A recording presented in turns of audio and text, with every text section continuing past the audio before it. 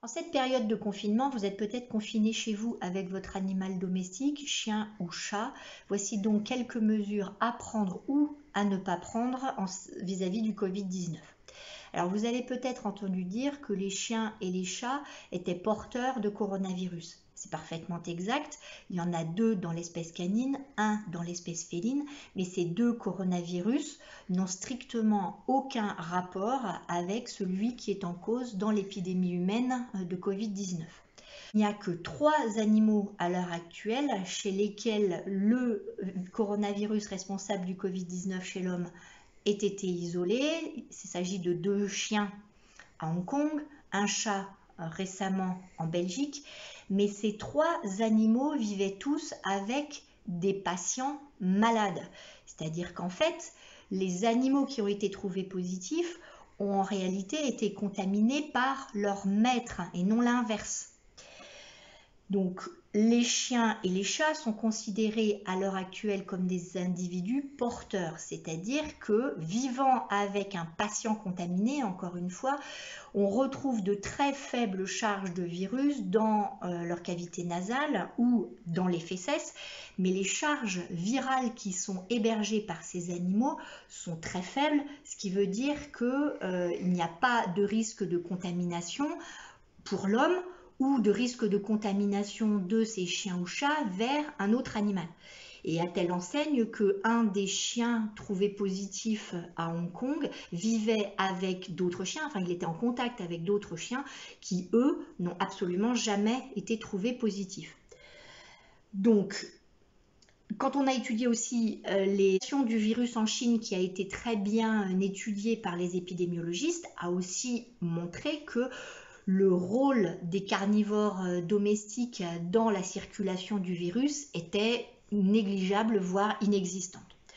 Donc en pratique, que faire quand vous rentrez de promenade avec votre chien ? Donc, par définition, quand vous passez en promenade, vous respectez les règles de distanciation sociale, ce qui veut dire que ni vous ni votre chien ne vous approchez de qui que ce soit. Quand vous rentrez, le seul risque donc que votre chien soit contaminé par du coronavirus serait éventuellement qu'il se soit contaminé les coussinets par le contact avec une surface infectée. Donc à l'heure actuelle, par pure mesure de précaution, il est conseillé pour les gens qui promènent leur chien en ville, lors du retour à la maison, de nettoyer les coussinets de leur chien avec simplement du savon, un simple rinçage, mais pas de désinfectant, parce que le risque en utilisant un désinfectant, c'est que vous allez irriter les coussinets de votre animal. Ce qu'il ne faut surtout pas faire non plus, c'est utiliser du gel hydroalcoolique sur les coussinets de cet animal, parce que vous risquez effectivement d'induire des irritations extrêmement violentes. De la même façon, on ne pratique pas de shampoing au gel hydroalcoolique sur son animal parce que vous risquez de lui induire de graves brûlures, voire même de le plonger dans un coma éthylique. Donc le gel hydroalcoolique, vous le réservez pour vous ou vous en faites don au personnel de santé, mais vous ne l'utilisez en aucun cas sur votre animal. Si vous êtes malade ou si vous prenez soin d'un animal qui a appartenu à une personne malade, effectivement, on peut considérer que l'animal est éventuellement faiblement porteur et pendant une courte durée.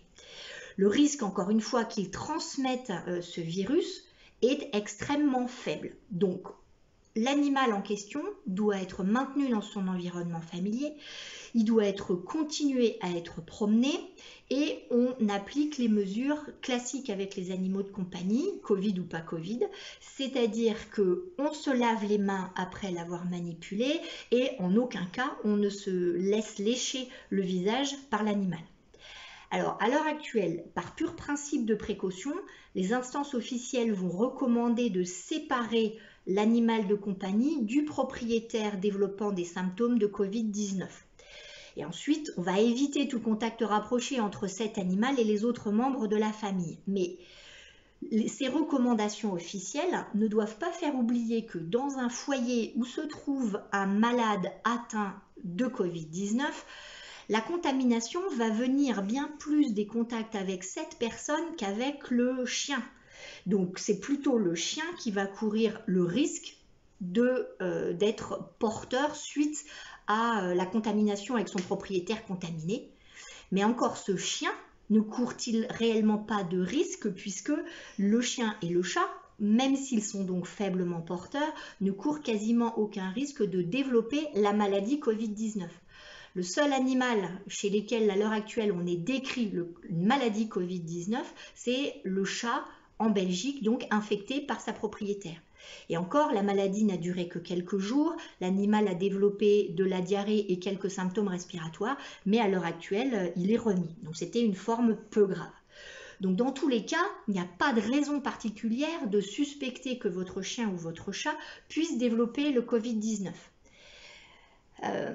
De la même façon, ça veut dire qu'il n'y a aucune bonne raison de chercher à tester un animal de compagnie. Les tests doivent être réservés en priorité à l'homme, à telle enseigne que les laboratoires vétérinaires qui ont des réactifs et qui ont une expertise en matière de coronavirus animaux ont proposé de se mettre au service des hôpitaux pour contribuer aux tests humains.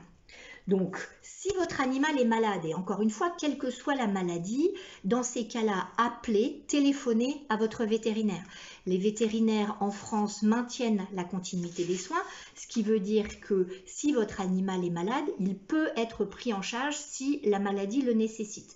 Donc les vétérinaires maintiennent la continuité des soins, il est simplement nécessaire pour eux aussi de respecter des mesures barrières, donc simplement appelez-les par téléphone et ensuite vous verrez avec votre praticien quelle est la meilleure prise en charge pour votre animal. Donc pour résumer, il n'y a pas de bonne raison scientifiquement prouvée de se méfier de votre chien ou de votre chat. Respectez plutôt les fameuses mesures barrières des contacts entre humains et de désinfection de surface. Et d'autre part, si vous souhaitez des informations complémentaires et réactualisées sur le coronavirus, le Covid-19 chez les animaux domestiques, allez consulter les sites de l'Académie vétérinaire de France et de l'Académie de médecine. Voilà, donc continuez à prendre soin de vos animaux domestiques correctement, promenez-les en respectant le confinement, en respectant les mesures barrières et même en période, voire même surtout en période de confinement, votre animal de compagnie doit être bien plus considéré comme un ami que comme un risque.